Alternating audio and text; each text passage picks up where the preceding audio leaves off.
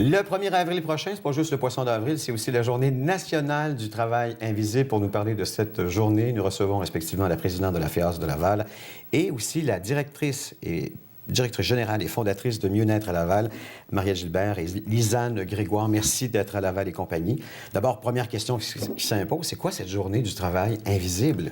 Bon, alors le travail invisible, c'est tout le rôle parental et le rôle de proche aidant. Alors, tous les soins qu'on donne aux enfants et aux personnes en perte d'autonomie. Alors, la journée du travail invisible, bien, c'est un moyen que la FEAS a instauré pour reconnaître ce travail-là. Et on a établi la journée en 2001. Et en 2010, elle est devenue journée nationale parce que Nicole Demers, qui était alors députée du comté de Laval à la Chambre des communes, a fait une motion qui a été adoptée à l'unanimité et c'est devenu une journée nationale parce que c'est pan-canadien maintenant, cette journée-là. Qu'est-ce que Mieux-être à Laval fait dans cette journée-là? Bien, dans cette journée-là, on va recevoir des invités, la FEAS et Mieux-être à Laval, en fait. Alors, il va y avoir la psychologue Zoé Richard-Fortier, qui est en fait au doctorat en 5e année en psychologie, spécialisée en enfance et jeunesse. Elle fait une recherche ici à Laval, une recherche-intervention qu'on appelle, mais elle va nous présenter et commenter un film documentaire sur le lien d'attachement entre les parents et les enfants. Et puis, on va avoir aussi M. Raymond Villeneuve, qui est du regroupement pour la valorisation de la paternité.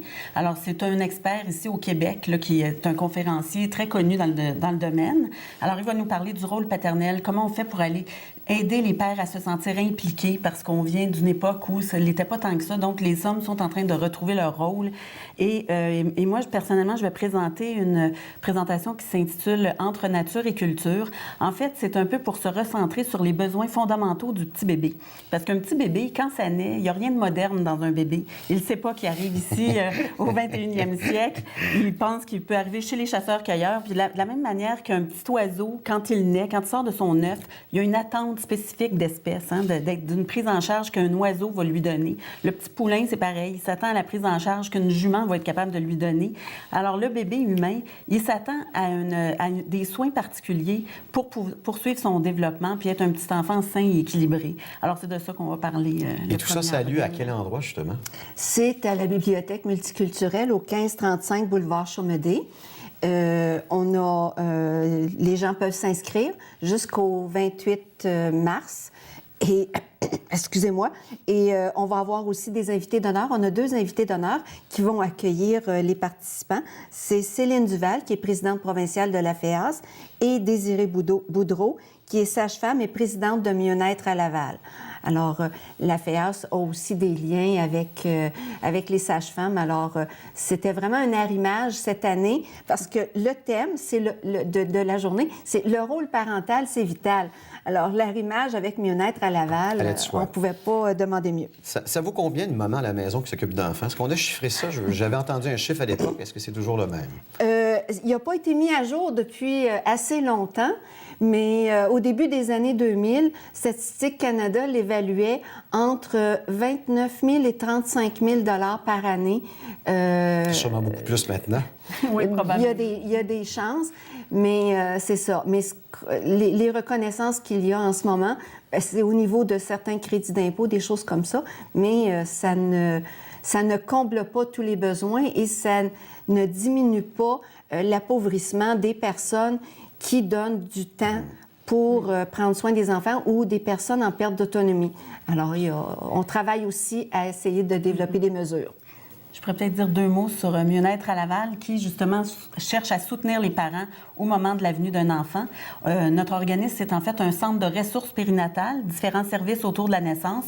Puis là, on va amorcer nos services de cours prénataux, d'accompagnement à la naissance et divers ateliers autour de la naissance et de la maternité. Ça, c'est très bientôt. Oui, on commence ça à la fin du mois d'avril. Alors, les inscriptions vont bientôt commencer. Alors, pour plus de renseignements, on invite les gens à visiter notre site Internet qui est au www.mieuxnaître.org.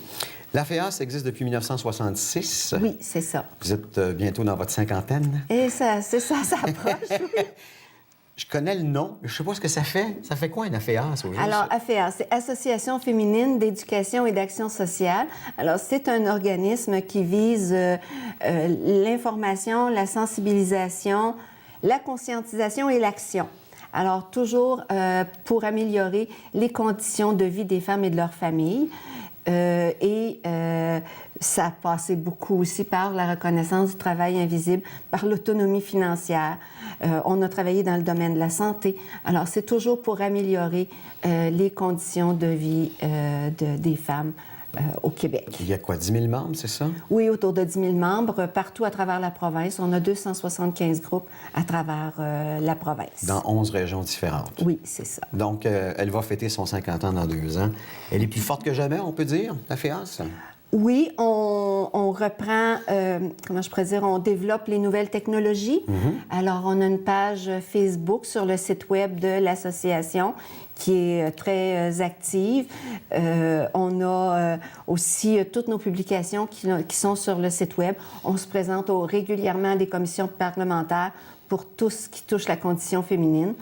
Alors, il y a beaucoup de travail qui se fait, autant au palier provincial pour les dirigeantes que sur le terrain, comme nous, à Laval, avec la FEAS locale de Laval. On travaille Est-ce qu'il y a encore beaucoup de travail à faire pour améliorer la condition des femmes? Oui, il y a encore beaucoup de travail parce que même les dernières statistiques le démontrent. Le salaire moyen des femmes n'a pas encore rejoint celui des hommes pour les mêmes types d'emplois. Chez les plus scolarisés, ça se rapproche plus rapidement, mais chez les emplois moins scolarisés, l'écart est encore très, très grand. Et comme c'est souvent les femmes qui font les choix familiaux, encore, ça a un effet direct sur leur situation économique. Et alors, on a encore beaucoup de travail à faire sur ce plan-là. Il y en a sur d'autres aussi, mais il y a encore beaucoup de travail à faire. Bon, pour la Journée nationale du travail invisible, pour tous les détails justement de ces activités à la bibliothèque, on va où? Est-ce qu'on va sur la FEAS ou on va sur Mieux-être à Laval? On l'a sur la page Facebook de la FEAS. Est-ce que tu... On va la mettre sur la page Facebook oui, de Mieux-être à Laval. Oui. On a aussi une page Facebook où on peut voir d'autres activités. Puis ça va être dans le journal aussi. Ça va être sur TVRL. En direct là en ce moment. Merci beaucoup, mesdames, de votre visite à Laval et compagnie. Merci à vous. Merci. Au revoir.